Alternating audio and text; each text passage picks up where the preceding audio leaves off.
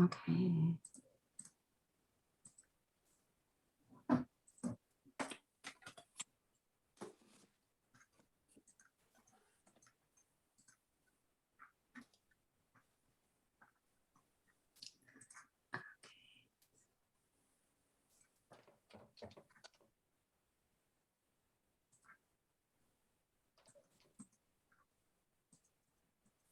Luisangela, you have multiplied.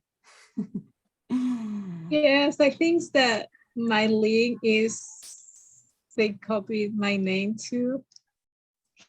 Yes, and that's no problem. That is no problem. If anybody, if you would like to change your name on your video so that we have your correct name, that would be great.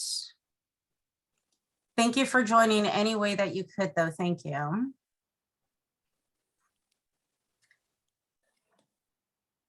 Okay, and why don't we go ahead and get started? Again, thank you everybody for joining us today. We will be recording this chat, so feel free to turn on your video if you'd like, or you can always just listen in. I am now going to send it over to Emily regarding the Leadership Fireside Chat series. Thank you, Sophia. Hi, everyone. My name is Emily Nguyen, and I'm a CCSS student and a senator of Downtown Center Associated Student Council. And on behalf of Student Activities Office and the Downtown Centers Associated Student Council, I'm happy to welcome you to our second Leadership Fireside Chat of the spring semester. We have learned so much from the former speaker during last semester for 2021 and the first month of 2022. So I believe that there's no doubt that today's session will be another wonderful learning opportunity. And we want to thank our fellow students, staff, and faculty who have joined us today. We strive to provide engaging and memorable conversation with a diverse group of professionals each semester. And we are happy to share this space with you. Before we introduce today's speaker, Xilonin Cruz Gonzalez, I'd like to share a few details about the program. First, the purpose of the Leadership Development Program is to equip CCSF students with a wealth of leadership insight, tips, and strategies. We already had 6 leadership fireside chats this academic year. For this semester, there are still 4 sessions, and they are scheduled on Zoom on Friday from 4 to 5:30 p.m. So our next fireside chat will be on Friday, March 18. Second, those who attend 7th out of the 10 fireside chats are eligible to receive a certificate of participation. Since you registered for today's sessions, we have a record of your attendance, so nothing further is needed on your end to mark your participation. Also, we would like to let you know that you're welcome to attend each leadership fireside chat, even if you decide not to participate in the certificate part. Next, please note that this section will be recorded. The links will be posted on the CCSF Student Activities Office website for you to view later. If you have questions about this Leadership Fireside Chat program, or would you like to be student facilitator for future chats, please email ccsflive@mail.ccsf.edu. Last, I will share a little bit regarding today's format. After these opening remarks, Sophia Montano from the Student Activities Department will interview today's speaker for about 45 minutes. If you have questions for our speaker, please enter them in the chat. Our speaker will respond to your questions after the interview. During the last few minutes of our time together, we will invite you to share the takeaways or comments for today's fireside chat. Thank you for your attention. I hope you enjoyed today's event. And now, Deborah will introduce today's speaker, Xilonin Cruz Gonzalez. Thank you so much, Emily. Hello, everyone. Welcome and thank you for joining us today. My name is Deborah. I am an ESL student at City College, and I'm delighted to introduce today's speaker, Xilonin Cruz Gonzalez. Xilonin Cruz Gonzalez is currently Deputy Director for Californians Together. In this role, Xilonin manages the organization's policy and programs team. She also guides and supports the organization's growth and sustainability, including strategy development, fundraising, communications, networking, and coalition building. Prior to her current role, she served as a project director and launched the Support for Immigrants and Refugee Students project, which will focus on developing resources and training for educators to better support immigrant students. For many years, Xilonin has been an education equity advocate. She has served on the school board of Azusa Unified School District since 2001. And in that role, she was focused on expanding high quality educational opportunities that prepare Azusa students to graduate college and be career ready. She believes strongly that the economic success of our country will only truly be achieved through educational equity. And that belief drives her educational advocacy work. She also serves as immediate past president on the California School Board Association. In the past, Xilonin has served as a president of Californians Together and president of California Latino School Board Associations. She has also served on a variety of national and state nonprofit boards, including the National Association of Latino Elected Officials, Education Trust West Islands for Equity and Opportunity Action, and the San Gabriel Valley Civic Alliance. She has extensive experience in development of local, state, and federal education policy with a focus on connecting policy to successful local implementation. I now would like to turn this over to Sophia Montano, who will be chatting with Xilonin about her leadership journey and experience. Thank you. Thank you very much, everybody. And thank you for joining us today. I would like to first introduce myself very quickly. My name is Sophia Montano, and I currently work in the Student Activities Office. I help to facilitate these programs, our professional development programs for our students, as well as student organization and student activities. I am very happy to have our speaker with us today, and I'm very excited to go through some of our list of questions and have a little conversation about leadership today in your role and in your perspective. So again, thank you, Xilonin, for joining us today. It's great to see you here. So Xilonin, let's just get a little bit of an idea of who you are. We had some very quick introductions, but if you wouldn't mind taking some time to tell us about yourself and your role and how you got to where you are today.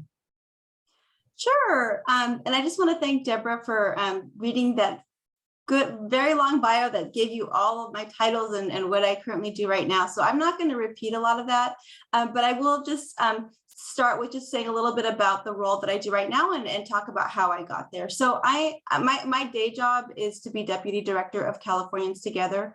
We are a statewide coalition. So we're a coalition of organizations, professional education organizations like teachers unions, school board members associations, administrators associations, to civil rights organizations, organizations that advocate for for students, as well as organizations that work in schools and for example, like parent engagement or other advocacy groups. So we're a broad, diverse coalition, and our whole goal coming together is to advocate for English learners. So students in our early childhood to our K-12 system who come to our schools with another home language, with that asset of another home language, right?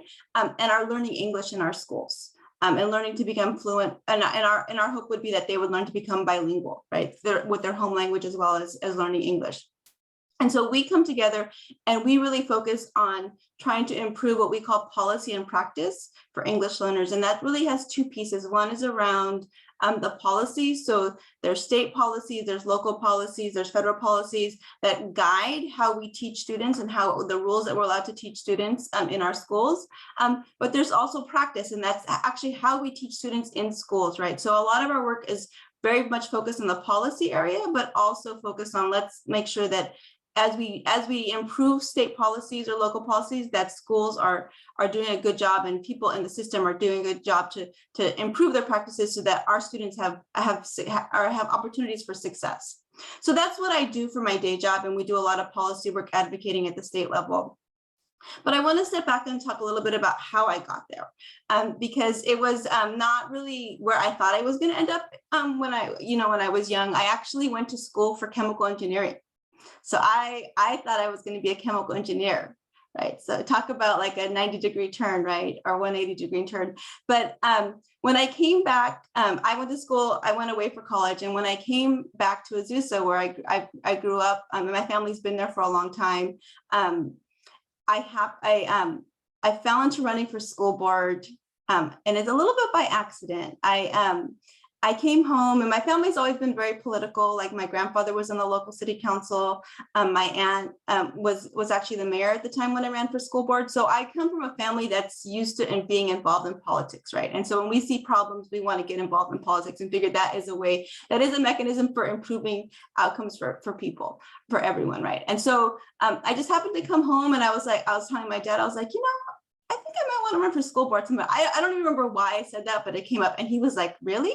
There's an election coming up, and there's an opening. Somebody's not running for re-election, so there's going to be an open seat. And so then he convinced me to go down and sign up. And I was like, okay, I can change my mind, right? I can I'll go sign up, and then I'll think about it over the weekend, and then maybe decide whether I want to run or not. Well, I get a call, I signed up on a Friday, the last day you could sign up. And then I get a call from my cousin on a Sunday morning. He's like, you're running for school board? And at that point, I thought I wasn't going to run. I changed my mind. I was going to pull out. And then once that happened, I was like, oh my God, now it's out there publicly. I have to run. So I ran for school board. I was 26 years old, and I got elected to my school board. And that was sort of the first step on this journey of being involved in education equity. I thought, like I said, I thought I was going to be an engineer, go work in the STEM field, do some kind of engineering job. But once I got on the school board, and I won't say immediately, I think my passion has always been around environment. And so for a long time, I did environmental advocacy work. So I did some work around water quality in our local river, San Gabriel River. I did some work. We have some environmental justice issues in our community where the city has allowed a mining company to actually tear down one of our mountains because they process the rocks to make aggregate, which is used to make concrete. So for a long time, I did that work, but the longer I was on the school board, the more I realized how important education is, right? How important education is to every aspect of our lives, right? And so the longer I got on school board and got more engaged on just understanding education, how our K-12 education system works, understanding how actually a lot of what happens locally is really driven by decisions happening at the state level and the federal level, but especially in public education at the state level. I just got more and more involved in just getting, understanding our state education system and understanding the levers and figuring out how I can be part of that, of advocating around education. And so that, it was not overnight, but I think I slowly spent more and more time my own time, right? Because to me, this is a work of passion, advocating and volunteering to advocate in the education equity space. Really, when I first got elected, my focus was around college readiness, and making sure that our students that go to our schools, when they finish in 12th grade, I want to make sure that they have opportunities, and that means that they graduate, in my mind, completing the A through Gs in California, so that they could apply to a UC or a Cal State, and have choices, right? And it can be their choice. They may want to go into a career. They may want to go find a different path, a career pathway, but we should be giving kids as many opportunities so that they can make those choices. And so that, so as I got more and more involved, and I said, it was very much a thing of passion, right? I was not being paid to do this advocacy work, but I think the more and more I got engaged and found mentors that supported me in my learning how to be an advocate, learning how to maneuver the system, I ended up connecting with the organization that I'm part of now, Californians Together, who at the core, it's really a strong group of they're educators. They've actually been educators in the system for decades, right? But their passion has always been around, let's change the system to better for English learners. And so I found some really strong advocates and mentors who I felt very drawn to, because they were passionate about the same work that I'm doing.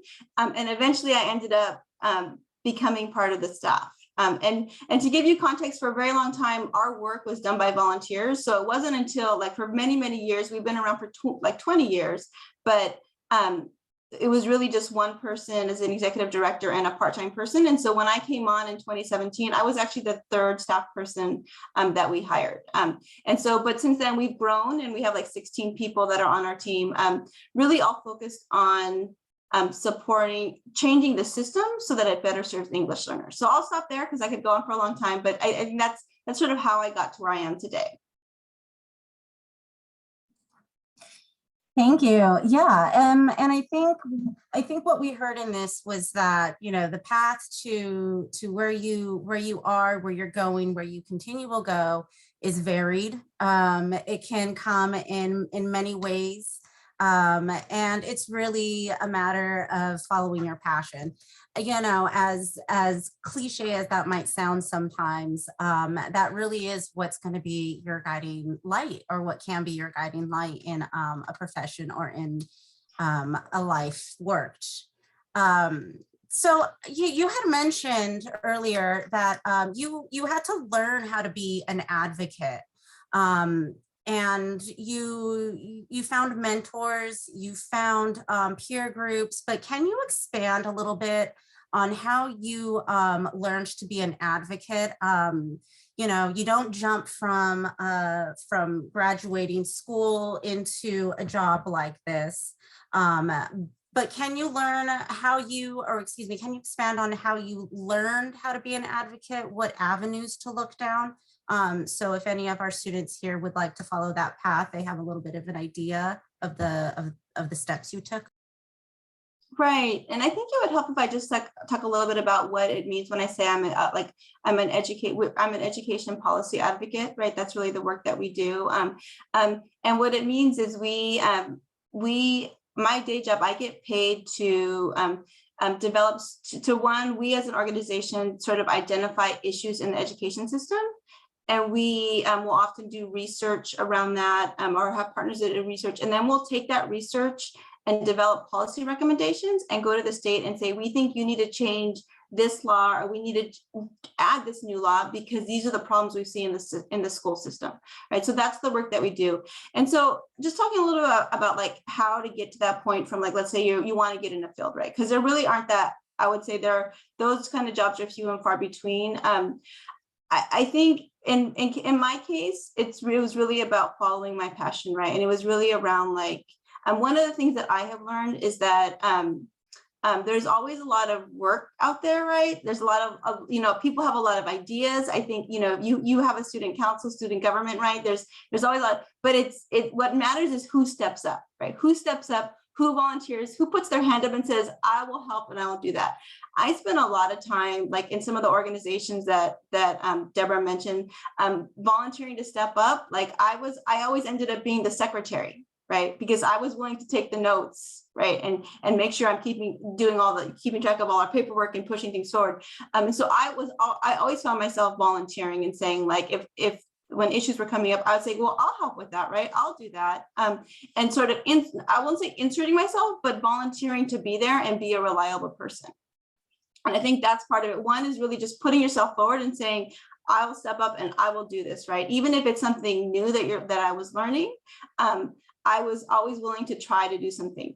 The other thing that was really important is really just about reliability, right? Like, I think when you step up to do something, I think a lot of us are in do volunteer work, right? And volunteers come and go, but the ones that say they're going to do something and then they do it are like gold, right? And so really being that person for me, being that person that I was, if I said I was going to do something, that I would do it.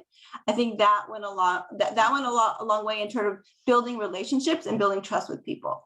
In terms of the actual advocacy work, I think a lot of what I do, and I talked a little bit about, I talked about, like, my start was really at running for school board and getting involved in politics, right? A lot of what I do in terms of the policy work is really taking the lessons that I've learned in terms of running campaigns, being part of political campaigns, in terms of strategizing, like, how do I win as a school board member, or how do I help support somebody who's running for office, right? And I apply those same kinds of concepts to the work that we do in policy work. And we actually call our work, they're called campaigns, right? Because we have an objective, we want to maybe see a piece of legislature adopted, and so we'll have a whole campaign connected to that piece of legislature, and it depending on the situation, it can look different ways, right? It can be around engaging students in the field to call in and call people and say, we need to have this happen. It can be, for example, maybe getting certain leaders to sign on and say, this is important, I'm gonna become a spokesperson for this idea, right? And so the policy work, that the piece about, like, how to create those strategies, I think I've just learned over time, again, being in that room and being part of these campaigns or different, and learning, and especially learning from other people, right? I think always being willing to listen to other people and learn from them, because that is so important. I feel like I learn more learning from other people than just trying to, like, go off and do it on my own, right? It's so important to have people that you can learn from. Yeah, and I think in creating work like this, and I think also work that's maybe specific to nonprofit work, we use a term, or there's a term that's used, grassroots, and not everything has to be made from the inception, but when you're working to advocate for others in a way that hasn't been done before, you really are kind of reinventing a wheel, so you're really trying to create something out of nothing. And it seems like that would require a lot from someone. It's not a 9-to-5 where you clock in, clock out, and then your day's done. Positions like this, jobs like this, careers like this, it's almost like a lifestyle, in the sense that you have to create the opportunities to have your personal time, I feel. So jobs like this seem to require just a lot from an individual, not just time and energy, but also the persistence that it takes to make a positive impact on our community. How would you stay motivated, or how do you stay motivated or inspired to serve the way you do? So I think it really ties to something that you mentioned earlier, and I think that I kind of sort of alluded to, really, and that was really about, in some ways, I'm very lucky because I've been able to find a job that aligns with my passions, right? And we actually have I would say our whole team, I think we end up really attracting people that for them, this is not just like a day job, right? This is our life. And we just have a saying that we say, it's from me that speaks Spanish, por vida, right? Because we're like advocates for life. Por vida means for life, right? So it's like, this is what, like, we would, for some of us, like, even if somebody wasn't paying us, we would be doing this because it's so important to us, right? So I think, and it's not to say that always that has to be that alignment. But I think for me, that's what drives and gives me energy, right? Because I'm doing something that I'm passionate about. I'm doing something that I'm committed to, right? And that helps drive me. And then it feels really good when you have a victory, right? It feels really good. But it's also important in our case that we have, I have other people that feel the same way I do, because sometimes you don't always have a victory. Like you don't always win every campaign, right? And I think that's a lesson to learn, that when you have people with you, right, that can help sort of push you forward to say, okay, we're going to try again. Because one of the things I can see, and especially if people are thinking about like getting in politics, right, or getting volunteering, one of the things I see, especially like for people who are new to politics or new to like campaigning, they get so frustrated, right? And I think you see this maybe like during presidential election races, where you see a lot of young people volunteer and get excited, we're going to volunteer, right? And then after the election happens and the things that they work for don't happen immediately, or maybe don't happen the way they expect, they get disgusted and they're like, why did I do all this, right? Nothing changed. The thing that we'll have to realize is that systems change so slowly, right? And so like for somebody like me or somebody going into this work, you have to know that you're going to have maybe your impact, and hopefully you'll see that impact. But you'll never be the person that changes the system completely, just because none of us can. And in some ways, it's good that our systems are designed like that, right? We don't want to experiment on our K-12 students, right? We don't want to have these experiments where things go awry, because these are people who we want to make sure they learn, right? And so by design, these systems change slowly, but they also need to change, right? I think I heard you guys talk about equity as well in some of the intro, right? We know the system doesn't serve all of our students, right? We know that, and we can see that in the outcomes. I'm sure some of you have personally experienced the fact that the system doesn't serve everybody the way that it should, right? And so we need and that's why we need people, whether in their day jobs or just their personal lives, continue to push the system to do better for all of us. Yeah, thank you. I feel like that is very much a question, or excuse me, a moment that we can all relate to, you know, being able to persist beyond your limitations. I think that's being able to do that, being able to succeed in that, being able to get it from not being able to do that or being knocked down, that can serve as motivation and inspiration altogether. So thank you.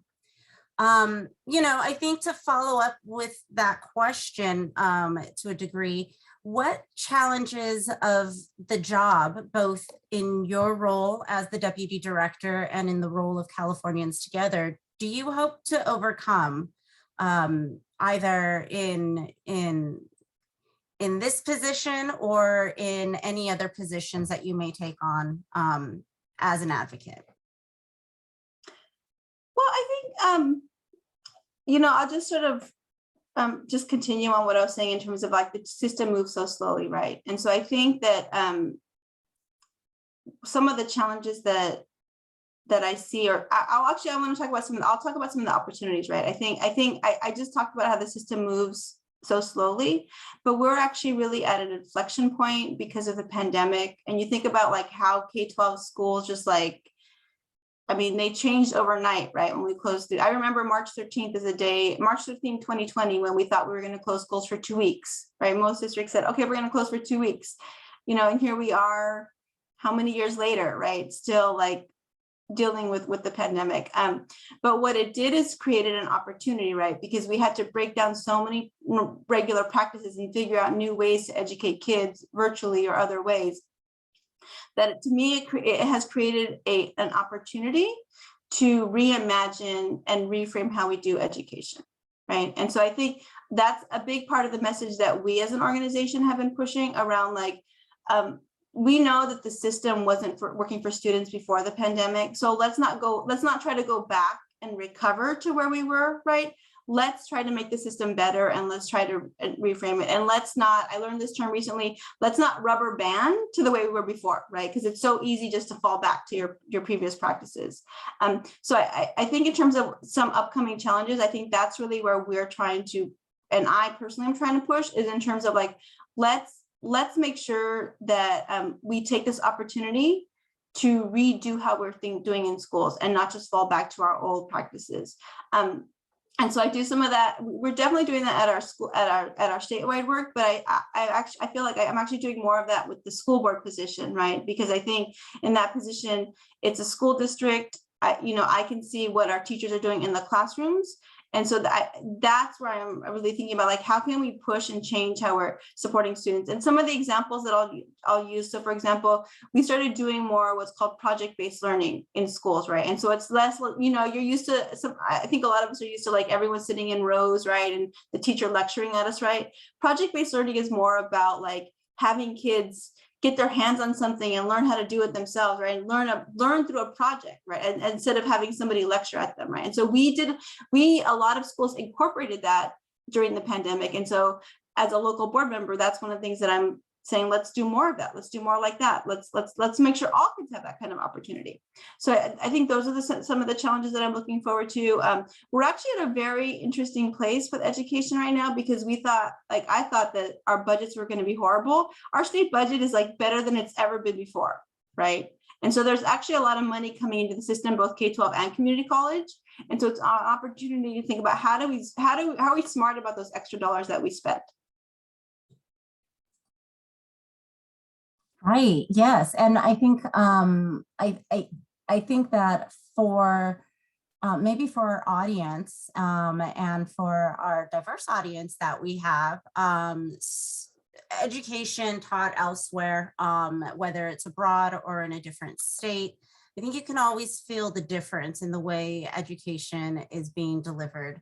So it is important that there is not only, a high standard of education, but also one that's accessible for all students from all different degrees and variations of learning. So you had mentioned earlier your work on the local level and state level, or excuse me, in the local level, the school board. In your bio, we also heard that you served on a variety of state and national nonprofit boards. What does it mean to serve on a board, and what skills should a board member be able to bring to the table? Yeah, that's a really good question. So there's different types of nonprofits. A lot of the nonprofits that I've served on are actually membership organizations. So I think you heard in my bio that I am the immediate past president of the California School Board Association. The California School Board Association is the association that represents all the school board members in California, right? So so our membership is actually made up of school board members. And so for that kind of nonprofit, and it's probably very similar to your student government, right? The people that are serve on the board or serve in the leadership positions are elected by the membership. So in that kind of board, that really is, in order to get to a place where you become the president of the organization or get on the board of that kind of organization, is really about relationship building, right, with other members, and building relationships with other members. And building respect, right? And I think for me, the way I was able to do that is very much being a listener, right? For me, it's really about building connections with other board members and listening to them and listening to what the issues are. And I think that helped build a lot of relationships and a network that I was able to be at a point where I could get elected. So that's one kind of nonprofit. The other kind of very common nonprofit and is usually like a nonprofit that's put together for a public benefit, right? And I think often you'll see like a nonprofit that maybe does like immigration services in a local community, or actually our coalition that I'm part of, that I work for, is also a nonprofit, right? Often those will have a board, a board that sort of oversees that nonprofit, that is often appointed. And it's usually, those kind of boards are usually appointed, like the current board will appoint new board members, right? And so often what those kind of boards are looking for is like people that have knowledge and connection to the field that they're focused on, right? So example, in our case, we focus on English learners and education, but you also want to have a diversity of people on that board. So you'll often you'll see people who have either have a law background or maybe have a financial background or some other kind of background, so that you have the board, because the board ultimately has fiscal responsibility over the nonprofit, right? So your job as a board member is to make sure that the organization is sustainable, so that the enough money is being raised to continue the work, right? That the work being done is aligned to the mission, so that the work being done by the staff that you're hiring, that's being hired under your oversight, is doing that work, right? And sort of holding the organization accountable to do that work. You actually are not responsible for any day-to-day operations as a board member, right? It's much more just oversight, oversight, and really you often working with just an executive director of that organization. I don't know, Sophia, is that helpful? Yeah, no, that's very helpful to understand the different kinds of nonprofits and where you would play a role in that. I think this also maybe ties into this question, and maybe we can expand upon it a little bit, is first of all, here's $1 million question. What are your core values? But also, how could core values, and I guess it can kind of play into it, but it's also just a standalone question. What are your core values, and how can you apply these core values in your role, whether it is a leader of an organization, a leader of a group of peers, or the leader in a professional capacity? Yeah, and I really appreciate that question, because I don't think that I don't necessarily, let's just think about like, what are my core values, but having got that question before this interview, it helped me sort of sit back and think about like, what are my core values, right? And I really, in my mind, it came down to, I would say 3 core values. One is integrity, right? I think it's so important that you are true to yourself and what you believe in, right? For me, like, I feel like I have a moral compass and I don't waver from that, right? Like I in my mind, I know, I feel, I know what's right, and I know what I think should be happening. And I want to see that externally, right? I want to see that reflected. And so for me, integrity is so important. Also, the fact that like, what you say is what you mean, right? I think to me, so that is always so important. I think some people will say I'm a little too straightforward, right? Because I just, I'm not gonna try to dance around things, but it's so important, right? To just be really upfront and say what you believe and what you mean. And so to me, integrity is so important. The other piece that's really important to me is empathy. And that's really around like understanding where somebody is coming from, right? Understanding their context. And a big part of that is being able to hear and listen to what somebody's saying, because somebody may be saying something, right?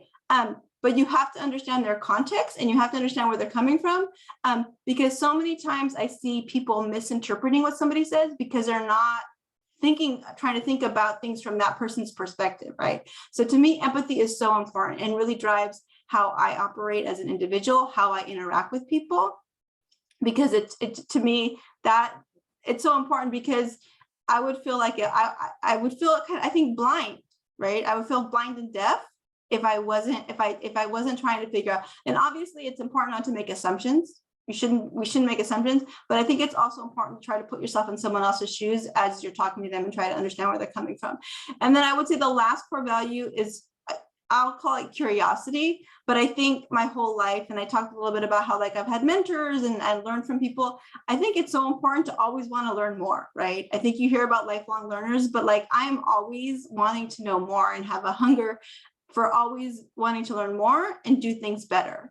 Right. And I think that I do think better myself, right? Just because I want to be able to do things. And I think about like, and I'll connect that just to your like mental wellness and like having more than just your job. Right. And so like, like you wouldn't look at me, you wouldn't know that I was a master gardener for 10 years, right? I was a volunteer. I got trained by the UC Cooperative Extension, and I volunteered and did gardening and trained people in gardening for 10 years because that was a passion I had. And I wanted to learn, so I learned and I got better at it, right? And so for me, always learning and, you know, making myself gain more knowledge is so important. So those are my 3 core values: integrity, empathy, and curiosity. Thank you. Yeah, this question, I love asking this question, especially when people don't have the heads up and I'm like, what are your core values? Can you name them? And it's so hard. It is. So just a tip for everyone, know your core values. Okay, so I think a lot of the time also we learn our values from the people around us, whether we learn to be flexible with them or we learn to stand by them. So I think another question that I have for this, and I think it touches on something a little bit different. Everyone has somebody in their life that has made an impact. So I'm just wondering, who has had an impact on you as a leader? And what did they model for you? What was so impactful? Yeah, and I'll give you a couple examples. I think I think in terms of like who has been my models, I think you know, you find different models for different parts of your life, right? When I think about me being on a school board, getting involved in politics, that really came from my family, right? Like I'd love to say like, oh, I just on my own, I wanted to get involved in politics. No, really, like I learned from being in a family that was politically involved and learned about like the value of having somebody in elected office and the impact you can have, the positive impact you can have on your community.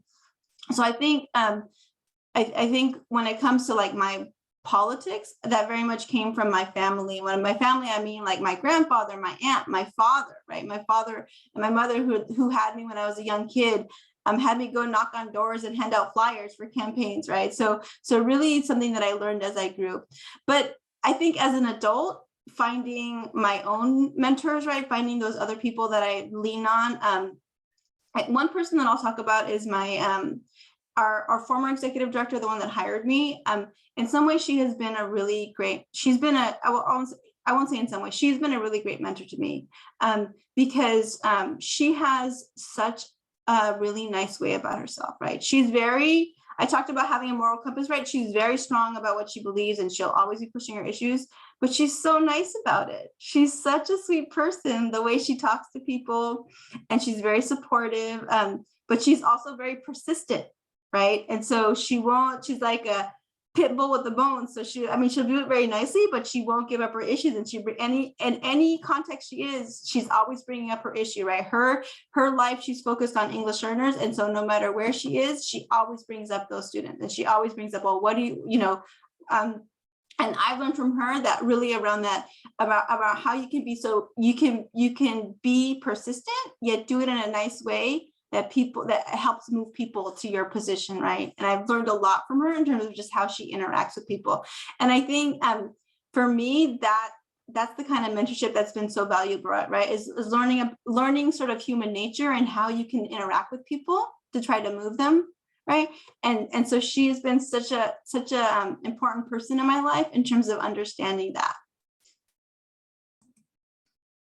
Yeah, I really like that. Yeah, I really like that. You can be very nice and still get it done, you know? So that's a plus, especially for us bubbly folk. Okay,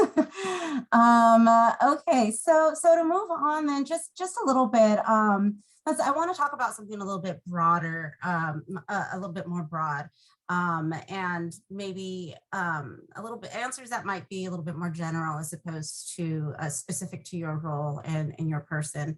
But what I guess sometimes it's hard to look at yourself as a leader, especially when there's so many different ways to be a leader.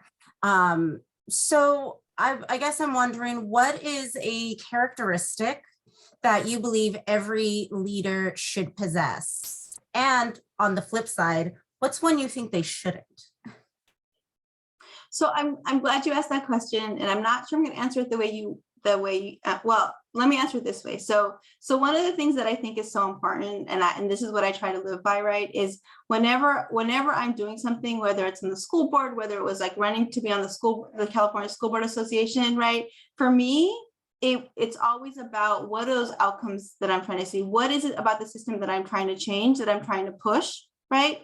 And that's why I get involved with something, right? I think to me, that's the most important thing, is around like what you having a purpose aside from having a purpose for what you're doing.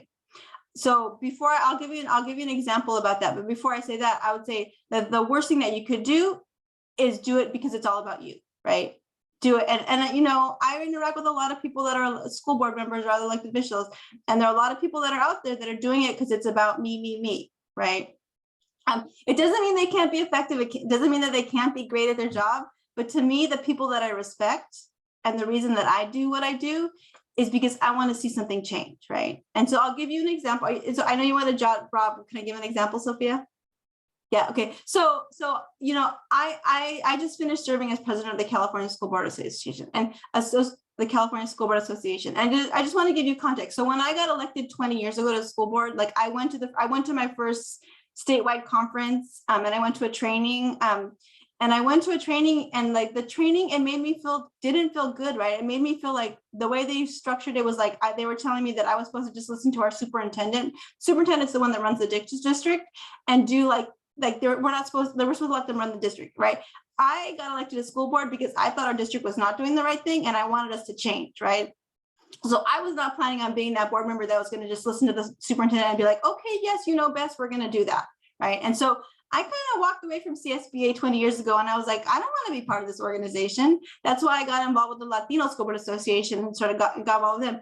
But you know what? I circled back, 10, 12 years later, I circled back and got engaged with CSBA because I wanted them to be that organization that would represent me, right? I wanted them to be the organization that if I was a new board member coming in, wouldn't feel like, oh no, they're not talking about my issues, right? They're not talking about Latino students and Black students and why aren't they doing well in the system, right? And so that is why I started getting involved with CSBA. That's why I got on the board of directors. That's why I ran for president, right? And it wasn't about like me. It was about, I want to see that organization better serve the students in our schools. And so for me, I ended up being president during the pandemic, right? I call myself the pandemic president because we went all virtual.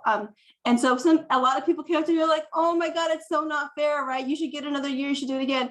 And I was like, actually, I was really happy. And you know why? Because of things that happened, we were able to start an anti-racism task force at CSBA. The CSBA that I joined in 2001, like they would have been like, they're like, racism doesn't exist. Like that was the kind of attitude, right? What's the achievement gap? There's no achievement gap, right? I was able to start an anti-racism, have the organization start an anti-racism task force because of what happened with George Floyd, because of the pandemic. So I don't care that it was a pandemic and they were all virtual and I didn't get to be the president for the year, right? What I cared about is I was able to do something and change something, right? And so I'm happy about that. And I'm happy to pass it on to the next person who continues to do that work. So I think that's the example I give, right? It's really, for me, it's about you be about something and not about yourself. Right. And that's so true. And I think when you spend a lot of time putting yourself into a project or putting yourself into a campaign or into a position, sometimes it's hard to delineate what's yours and what's the project, or what's yours and what's the purpose. But I think, like you mentioned, if you can recall your core values, of empathy, of integrity, and if you have those as a centerpiece, then it's easier to turn back and say, no, the purpose is not me. And I think that's a wonderful quality that all professionals and professional leaders should have. So thank you. We are in about 10 minutes. We're going to move into our question portion with our audience members, but we have time for just one more question. And I would say it's kind of a forward-looking question. We like to make sure that this question is posed to all of our guests. And it's, what advice would you give someone going into a leadership position for a first time? Fresh, green, first leadership position. What kind of advice would you give? So I think the advice that I would give is that, and maybe I shouldn't, well, let me explain. So I think that you have to really be open to constructive criticism, right? I think, especially if you're walking into a new leadership position that you haven't had before, I think you have to come with a humble attitude that you're going to be learning, right? Because you're going to be learning at the same time that you're going to be responsible for something, right? In my case, we're responsible for, I'm responsible for a staff of 13 people, right? And so you really have to be open to be able to yourself step back and see, like, reflect, am I doing this the right way? How can I do it better? But also make sure that you're opening yourself up so that you can get that feedback in terms of, like, how are things working for people, right? Because I think for a lot of us, and I'm this way myself, right? Sometimes, being that self-reflective and being open to constructive criticism can be difficult, right? It can be very, very difficult. So I think really, really coming in with that mindset that you're going to be learning, right? You don't come in with all the answers, and you're going to make sure that there's an opportunity to be able to get that honest feedback about that position, that leadership position. Thank you. Yeah, and it's true. You don't have all the answers, and I think reasonable people don't expect you to have all of the answers.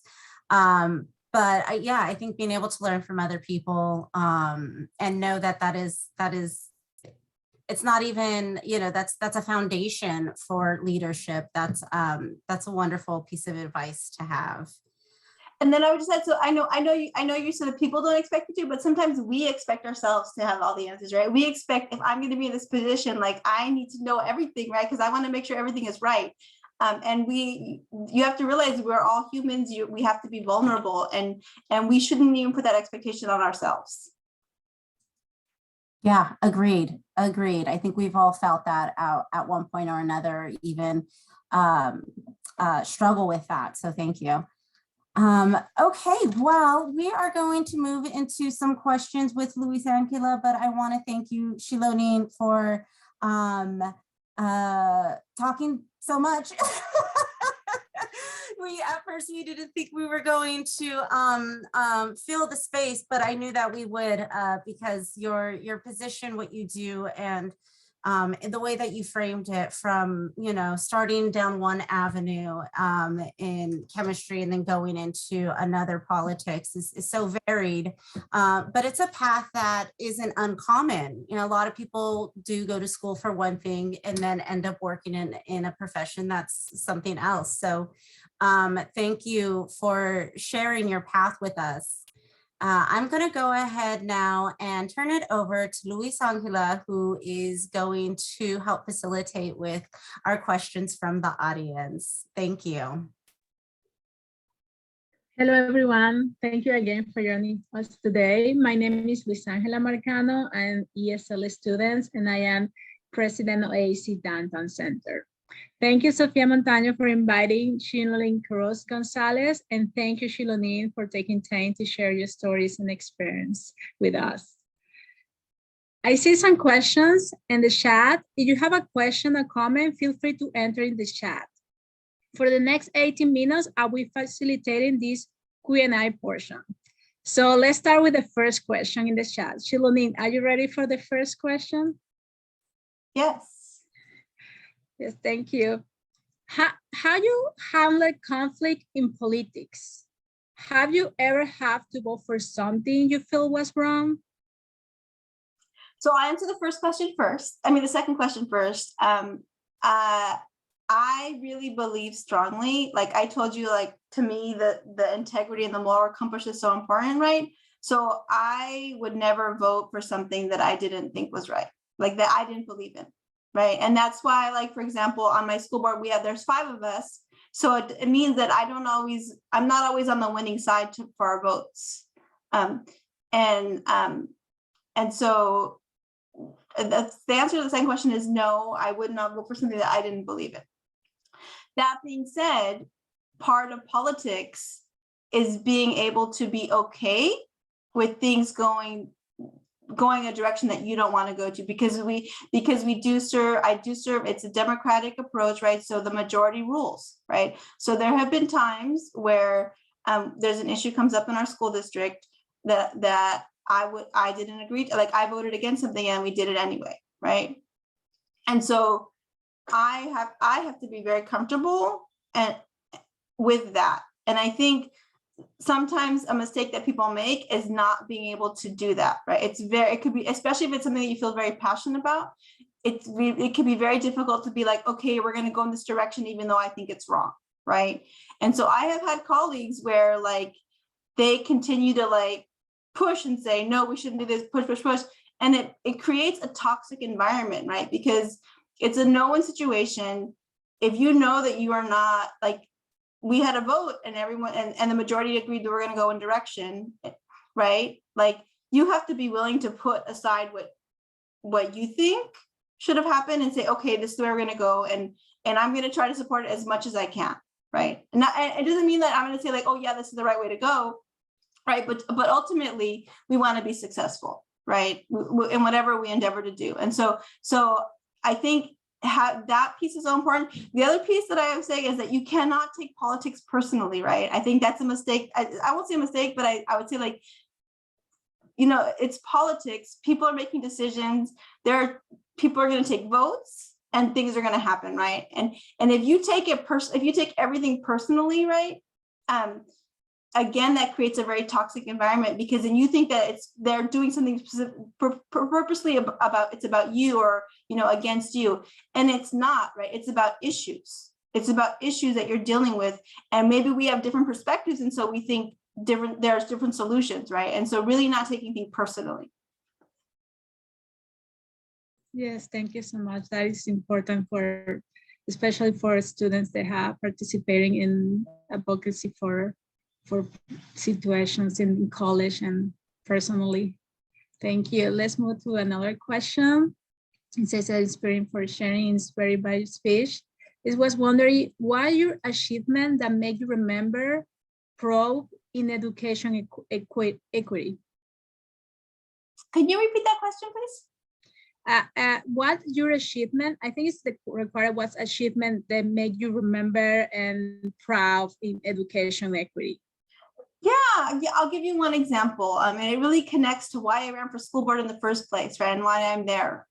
So I really ran around this idea that I wanted this kids in our school system to get access to an education so they could go off and go to college if they wanted to, right? They should be able to get access to that. When I got on my school board, only like we have 2 high schools, so it was between 8 and 10% of our kids were completing what are called the A through G requirements, right? And those are the requirements in our K-12 in our public schools in California that you have to complete if you want to be able to apply to a Cal State or a UC. So to apply directly to a 4-year university, only 8 to 10% of our students were completing those, right? And so I came in with the goal of like, well, if we want to say we're graduating everyone college and career ready, everyone should have those requirements completed, right? And so I am very proud to say 20 years later, right, that we're now up to like 45%, 50% of our kids are completing the A through Gs. Is it enough? No, right? I still believe that if we want to give opportunity, every kid should be graduating that way. But to go from 10% to 45%, I think I'm very proud of that. I'm very proud of that our system has changed so that more kids have opportunities. And so I think that's an example that I would give. Thank you so much. I'm going to read another question. What is your advice to stay motivated when things don't work out the way you want? I have had many battles before. I have to give up on what I was trying to achieve? So there's two things. One, I talked about a little bit earlier, right? It's so, especially if it's a hard issue, right? It's so important to have solidarity. And what I mean by that is it's so important to have other people, right, that are with you in whatever the fight is. I shouldn't probably use the word fight, but whatever you're trying to accomplish, right? It's so important to have other people. And so that's part of like being able to continue, right? Continue even though you may overcome obstacles. I'll give you the example of my organization. I didn't talk about how we started. So we actually started our organization because in 1998, there was an initiative in California, Proposition 227, that was on the ballot that essentially made bilingual education illegal, or essentially banned bilingual education in our public schools. So before then, a lot of our kids were using their language, their home language, to help them become literate in English, right? But there was this initiative, and then all of a sudden, the schools had to teach in English only. And so the leaders of my organization, they were the ones that were leading the battle against the initiative. They had never been involved in politics. They were educators, right? But nobody else was fighting the initiative. So they got together and they lost, right? The initiative passed by a large percentage.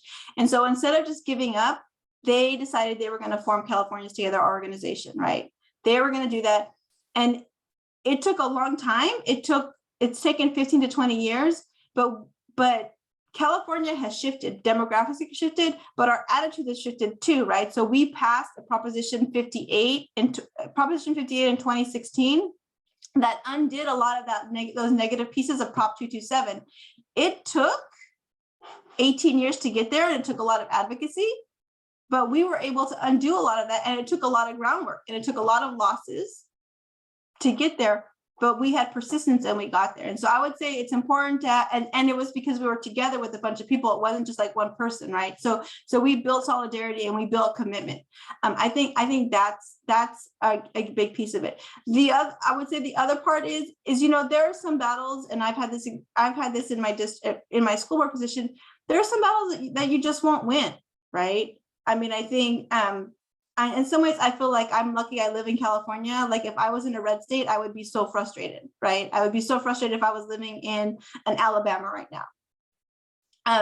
But there, so there are sometimes you just have to realize like you're not going to always win, but it doesn't mean that you don't give up, right? It doesn't mean that you don't try to keep changing things in the context that you have.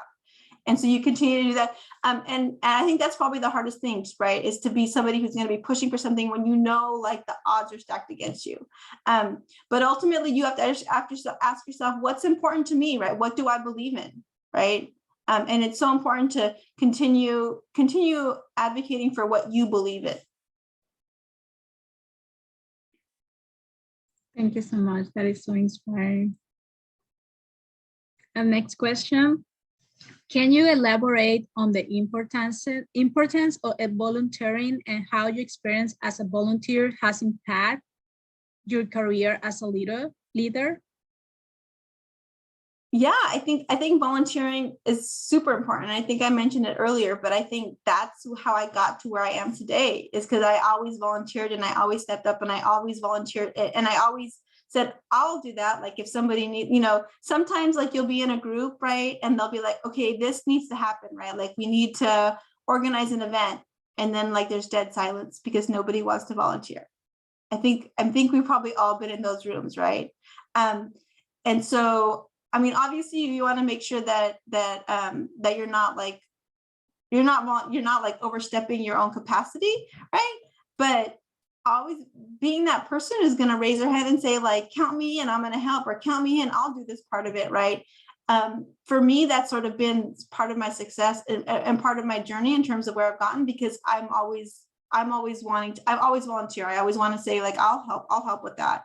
And I think that's helped position me to where I ended up today. Thank you so much. We have another question. What advice would you give us in influencing policy decisions in education? Yeah, that's a great question. And I know you're all community college students, right? And so you do have you have a board that makes decisions, and you probably have deans and you have others that make decisions. I think I didn't really talk about how we do our campaigns, right? But one, we always do our homework, right? We always do our homework. We always have a clear strategy, and we always prepare, right? So we always have, every time let's say we're going to have, we're going to go to like a group, we're going to go to a meeting where we're going to be advocating, right? We always have what we call a prep meeting. So those of us that are going to be advocating the same thing, we always get together and we always plan out, okay, who's going to say what, right? This person's going to say this person's going to say this person. So we always have a prep meeting and we always have a debrief meeting. So after we have an event, we always come back and we think about like, okay, what happened? How can we do things better? What do we have to do next, right? So we always have that pre-meeting and post-meeting. And so this is like our campaign strategy. The other thing that we always, that's so important is to always have an echo in the room, right? So if you're the one person that's always saying the same thing, like it can get to a point where people like roll their eyes and like, oh, here he comes again, right? We know what you're gonna say. But when, maybe you mix it up a little bit and you're not the one, but you have somebody else in the room saying like, it's important. And then you can just be like, I agree with that person, right? Having those echoes are so powerful because then that helps people feel like, oh, this is not just one person, right? So for our work, the work that I do, it's really about like really being intentional about how you plan things out, right? And then also making sure that you're building, you have other people with you so that you're not always doing things alone. Thank you so much. That's wonderful advice. Taking notes. Thank you. We have another question in the chat. Can you talk more about your campaign for a school board back when you were first elected? Did you already know what your platform was, or did you develop it as you learning more? That's the first thing that I did when I ran for office, is make sure I had a really strong platform, right? And I've always told other people, like when I mentor people thinking for running for office, I always say it's so important for you to have a clear platform, and you should have 3 things that you're focusing on. You don't want to have a huge platform. You don't want to be a one issue candidate. It's a 3 is a good number, right? So for me, and I'll just tell you right now, I was campaigning on, I wanted to make sure that every kid graduates college and career ready. I wanted to make sure that we were improving our parent engagement. At that point, parents were not really welcome partners in the school district. So I wanted to make sure that our parents were partners. And at that point, we now have these after school programs, but I wanted us to expand, I wanted to expand after school opportunities for kids, right? Because we know they get out of school and then like, what do they do, right? So those are the 3 things that I ran on, and that's what I focused on when I got elected. It's very important. It's very, again, it goes back to what I said about being clear about your outcomes and why you're doing something, right? And having a purpose for it. Thank you so much. We have another question. As a leader, what you look for in a team member? How do you delegate jobs to other people? Those are great questions. So we, in our organization and my work, we're very, very collaborative. Very, very collaborative, right? And so we do a lot of work together, brainstorming, planning things out, but we also we're very collaborative and we don't have egos, right? So we are not like, even though we have positions, like I'm a deputy director, we have policy associates, and we have strategic advisors, different titles, right? Like when we come together to talk about our work, right? We're not hierarchical, and it's not like, well, I'm the boss, I'm gonna tell you what to do, right? It's really about like collaborating and sharing ideas and helping generate ideas, but then also like understanding, like, let's figure out who's the best person to do that. And that's the person that steps up. So sometimes it's me because I have a connection, but maybe it's somebody else, right? Because of what they can bring in or what they can bring forward, right? So really around like somebody who's very collaborative and knows how to collaborate and is going to be comfortable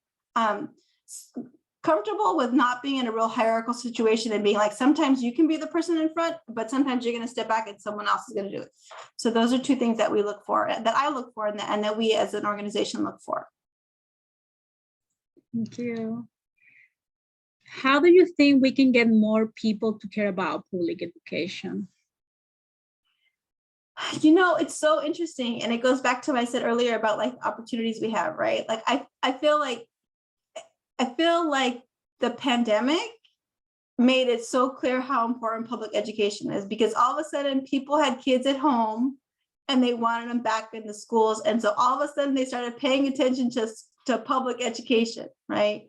I think that is something that we need to capitalize.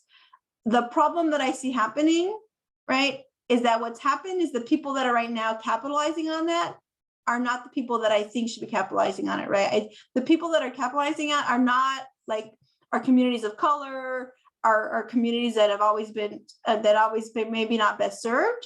Right now, you see a lot of people coming to school, and actually you're in San Francisco, right? So you guys just had a recall with your school board, right? But you have a lot of people that are hopping onto this idea of critical race theory, and we're teaching critical race theory in schools and teaching kids to be racist by having them talk about structural racism in schools, right? And so people are now trying to use this opportunity about how important education is to what I think is take us back 50 years, right? Back to Jim Crow times.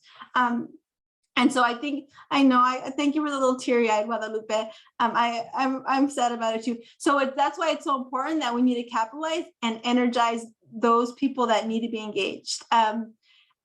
It's hard, right? Because a lot of times the people that I'm talking about are the ones that have multiple jobs, right? To just even survive day to day. And so they're like, how do I have time to deal with with the school?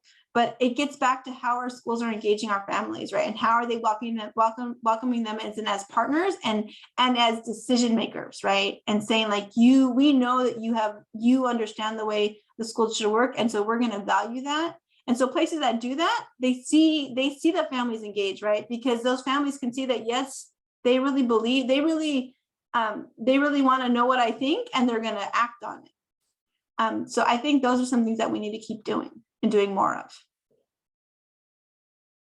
Thank you. What is a mistake have you made? What did that experience teach you, and how did you incorporate that lesson into your work going forward? Ooh, that's a hard question, right? Because we try not to dwell on our mistakes and think about them. What is a mistake that I've made? That's a really hard question. Again, like I told you, like it's so important for us to be self-reflective, but then it's also so hard because it's so hard to think about those mistakes. What? I think you stumped me, TJ. Let me think about that. Can we go to another question and I'll circle back to that one, because I need to think a little bit about that one. Let's get to move. Yes, let's get to move to that question. How you talk about your where your power of learning for others coming from? When you think you learn about to listen others and learn Can from. you repeat? Yeah, can you repeat the question, please, Luisa? Yes. Where do you think that power to learn from others come from? You know, I think it's learned behavior. I mean, I think it's when you have people that model that, right? For me, like for family or people that like other people that I've had as mentors, right? I think that's something that you learn by seeing other people do, because it may not necessarily be a natural thing for all of us, right? And so I think that really comes from who you're looking to model yourself and learn from. I'm still in my brain. I'm trying to think about this mistake piece. So I'm not going to say like I mean I make lots of mistakes. What about maybe an experience that you made that didn't get the outcome you wanted, and then you learned from that and move forward? Yeah. Well, you know, no, I'll talk about this mistake, and I think, and it happened very recently, right? I think for me, like, and this goes to my position as a leader now, my organization is I often want to avoid conflict, right? I really want to avoid conflict. So sometimes like I won't address an issue because I want to just be able to get along with somebody, right? So I had somebody who was directly reporting to me. One of my employees was directly reporting to me, and there were issues related to some of the work that she was doing, right? And it was very uncomfortable for me to like be able to have that conversation with her, direct conversation about what needed to happen and what needed to change, right? And so like I spent a lot of time trying to like skirt the issue and like hint and like talk about the, when the message wasn't getting through, right? And when I should have been more realize that like I was struggling with having these direct conversations. And so then I think she actually ended up leaving working with us. And I think that if I had been just more straightforward and around like sort of the tension that I saw, I think that maybe she would have felt more comfortable with our organization. And so that was a big lesson for me, right? That was a big lesson for me around like the skills that I need to learn in terms of like, now that you're in a leadership position, you have people reporting to you, like, do I have the skills to be able to manage maybe a relationship that's not like easy? And that's something that it's actually a very recent mistake, TJ. And so it's something that I'm like right now thinking about, like, what do I need to learn so that next time that I don't make the same mistake, right? And that I'm able to like communicate with this person and figure out and sort of troubleshoot what's going on. So. Thank you for that question. We have like 3 more minutes for the question and answer part of the meeting in this session. If you'd like to ask a Xilonin a question, please enter in the chat.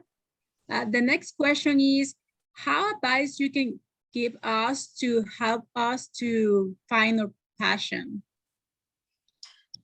Yeah, and that's a good question. And I would say like, it's like, and like Sophia referenced earlier, like, it's not always a straight path, right? Because like, I thought I was going to be an engineer, right? And then for a long time, I was working like in environmental justice, which I still call my first passion. That's still my first passion, right? And now I have like a career in education policy advocacy that I love, right? I think for some people, they just know it. They know what they want to do. But for some of us, it's sort of a journey and it's sort of an experimentation, right? So I have volunteered in many different things. Like I talked about, I was a master gardener for 10 years, right? It ended up, that was not my real complete passion. So I'm not a master gardener anymore, but really around the just trying new things, experimenting, see what you like, see what you're interested in. And developing those. Right now, my like I said, I like to learn, right? Like now, like I've decided, I have a sister who's like a great artist, right? And I've always been bad at drawing. So like, I'm not going to do, like, why would I bother? She's so great at drawing. Like I've started doodling because I just want to get better at drawing, right? So I think just continuing to always just like try new things and experiment. And sometimes for some of us who like to be in our comfort space, that's not very comfortable, right? But you may be surprised, especially if you're not happy with what you're doing right now, right? If you don't feel like you're really happy, then I would say, think about like, dabble in different things. Thank you so much. Thank you. I think we have time to ask Xilonin one more question. If you were talking about the find the passion and the be volunteering, you can share any like special tips that how we can start doing that if we are not sure how we can start. Like, what is a volunteer experience that we can choose? Yeah, well, I think it's always easier to do something, and getting back to this comfort space, right? Like, I think like if I'm going to put myself in the shoes of a student at City College, right? I think actually colleges are a great place to be able to do that because there's many different activities or different things happening, right? And so like my advice is really around like, look around your college and look around like what people, either what groups are already, right? That you could start maybe going to, like, and don't be afraid to go, like maybe there's a group, like, I'll give you another example that's not related to policy, right? Like I joined this group called the California Rare Fruit Growers, and they're people who like to grow, try to grow mangoes in Northern California, right? Trying to grow tropical fruit trees, right? And so I just started going to the meetings because I was kind of interested, right? And so I think if you want to experiment and try to find that passion, I think look around your college, see what kind of different clubs or activities there are, and try to go to one of them, right? Just go visit. And often people are excited to have people join because they want more people to share their passion, right? And so don't be afraid to do that. I know sometimes I can be hesitant about like, oh, do I want to go do that, right? I'm afraid, like I don't know anybody there.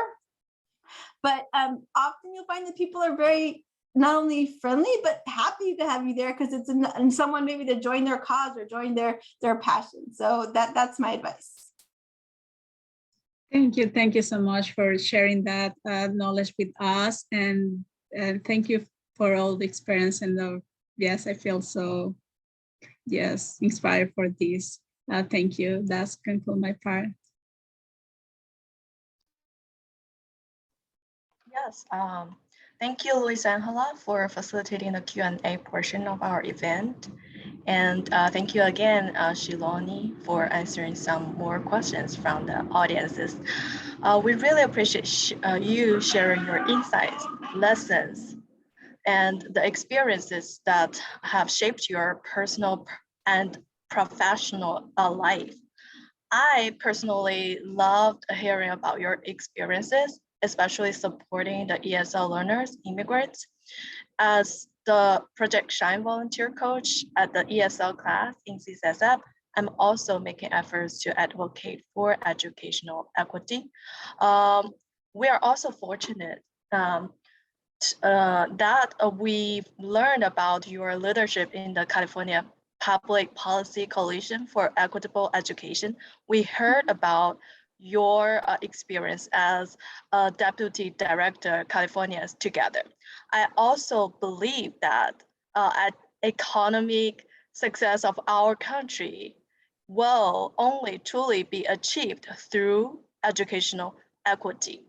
That's what I believe, like that's what should be proceed in any other countries too. And all the success would not be possible if language is the barrier there for ESL learners, you know. It is very impressive to see how much involved in how much you involved in advocating for educational equity and college readiness, especially for immigrants. We have also learned that many work have been done by volunteers that, as you mentioned before, and I am also a believer for volunteer work, which I started many years ago. And for those of you coming from class or joining late, my name is Suwei Tang. I also go by Stephanie. I am currently serving as a Project Shine coach for CSSF ESL classes, a Project Survive peer mentor for women's and gender study class. And last, I am also serving as the CSSF district-wide ASC student chancellor. And I am now going to facilitate the last portion of our time together, which is to invite all of you to share what inspired you today or what you have learned from Xilonin. If you like to share, please raise up your virtual hand in Zoom and I will call on you. Is there anyone who do not know how to raise up your virtual hand? You just need to click the reaction and there is a raise hand button. And yeah, if you're ready and you can raise up your hand and you will be recognized. All right, I see Tayako, you have the floor, go ahead. Thank you, Stephanie. And you know, my communication level in English is not very good, and I've been an immigrant here. And thank you, first of all, thank you for taking the time out, your busy schedule, for your powerful presentation. And I feel so much energy from you. And yes, to be a leader like yourself, like you mentioned, your mission, should I say mission of philosophy? The three things that is integrity, empathy, and curiosity. It's, for me, it's easy to say, but it's very hard to do. I mean, and then I think, a lot of people tends to be like a egocentric, you comes first, right? Me. And yeah, I think most of society works that way, to be honest. And so I really appreciate, and then what I believe, I believe leadership like, I'm sorry, not leadership, a leader like yourself as an advocate, I believe, you will make society better. You will make better society. Thank you so much. So that's my tips, that you have 3 words. Thank you so much. Thank you, Taeko, for your takeaways. It's very impressive, and I always enjoy your comments. Our next hand is from our Senator Xu, Alice Yaju Xu. Go ahead. Yeah, thank you, Sue. And I would like to extend my thanks to Xilonin. Thank you so much for taking your time and speak to us today. I learned a lot from your interviews, and I agree with you that it's very important for us to have someone that we can learn from instead of just doing all the things by ourselves. And I love when you mentioned that it's also important that we have those people that they can feel the same way as us feel. And I always thinking about the question that how can I find my passion? And your answer, I feel like I always think there is a shortcut that we can find our passion, but your answer remind me that actually all we need is that we need to try more, and that's the good practice we can do. And thank you so much for sharing all these very inspiring and helpful tips with us. I really appreciate it. Thank you. Thank you, Alice, for sharing your takeaways. And is there anyone who would like to share? This is the last chance for us to share our takeaways. Yes, Deborah, you have the floor. Go ahead.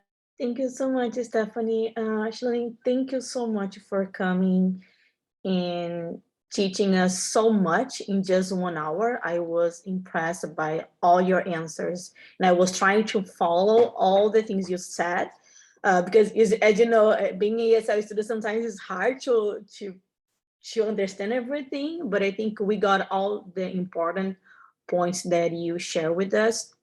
And I think I think the same thing that Alice was saying. Sometimes we want to find out our passion and you want to do something like quickly.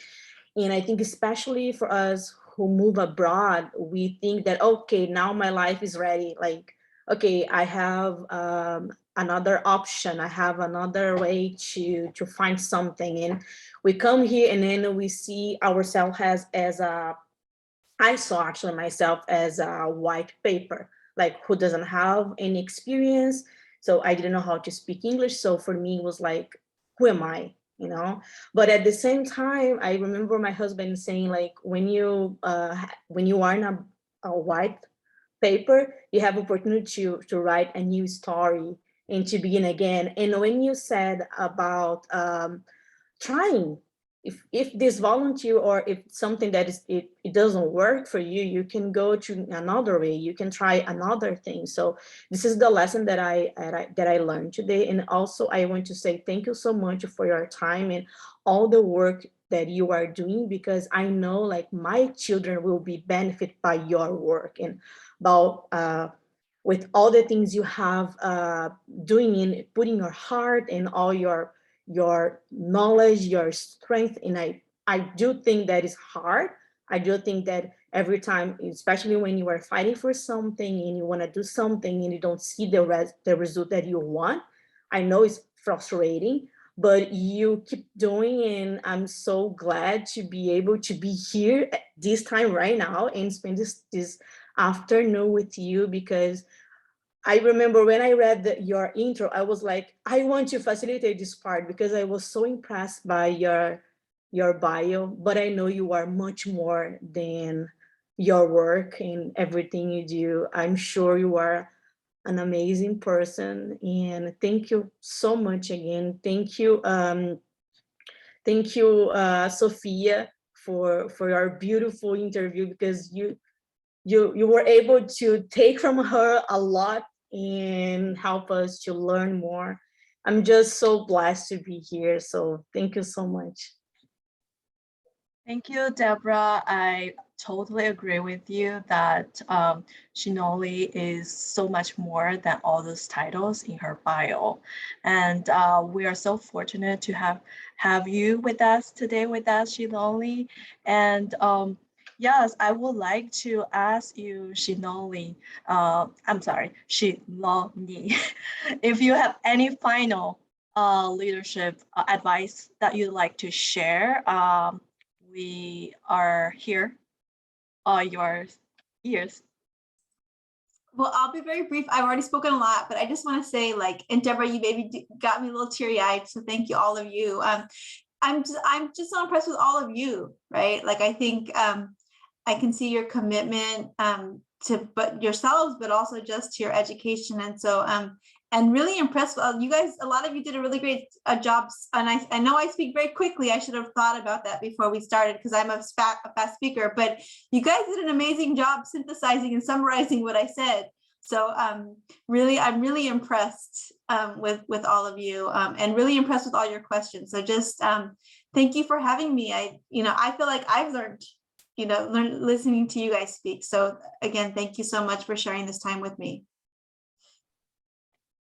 Thank you. So we are at the end of our time together. Thank you everyone who joined today's Leadership Fireside Chat. It was it was really inspiring to hear all of this from Xilonin. And also we are having our next Leadership Fireside Chat, and I will share the information in the chat. And thank you again, Xilonin, for joining us today. We are truly inspired by you and your story. Thank you. I will pass the floor back to Sophia. All right, thank you again, everybody, for joining us. Thank you, Xilonin. We hope you found this fireside chat inviting, inspiring, and insightful. So we hope to see you all at our next fireside chat in March, and have a wonderful, wonderful evening. Bye-bye. Thank you so much. Bye-bye, everyone.